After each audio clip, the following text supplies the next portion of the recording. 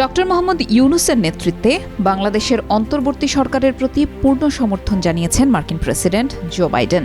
স্থানীয় সময় গত ২৪ সেপ্টেম্বর জাতিসংঘের ৭৯তম সাধারণ অধিবেশনের ফাঁকে ডক্টর ইউনূস ও বাইডেনের মধ্যে দ্বিপক্ষীয় বৈঠক হয়।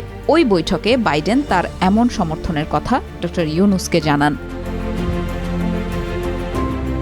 প্রধান উপদেষ্টার প্রেস উইং থেকে জানানো হয়েছে, বৈঠকে ডক্টর ইউনূস বিগত সরকারের আমলে সব ধরনের নিপীড়নের বিরুদ্ধে শিক্ষার্থীদের সাহসী ভূমিকা ও বাংলাদেশ পুনর্গঠনে তাদের গুরুত্বপূর্ণ অবদানের কথা জো বাইডেনকে জানান। ডক্টর ইউনূস জোর দিয়ে বলেন, দেশ পুনর্গঠনে তার সরকারকে অবশ্যই সফল হতে হবে। এই সময় মার্কিন প্রেসিডেন্ট বাইডেন কোনো সহযোগিতা করতে বাংলাদেশ সরকারের পাশে থাকার আশ্বাস দেন।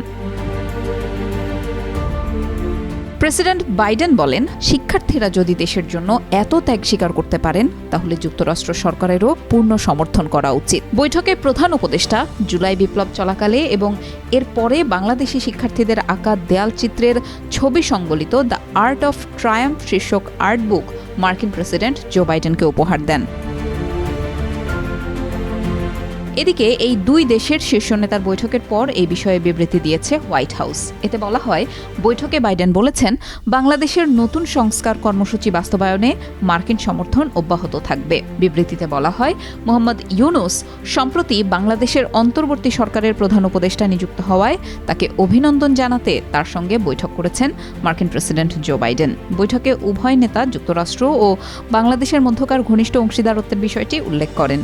আর এই সম্পর্কের মূলে রয়েছে পারস্পরিক গণতান্ত্রিক মূল্যবোধ ও জনগণের মধ্যকার শক্তিশালী বন্ধন।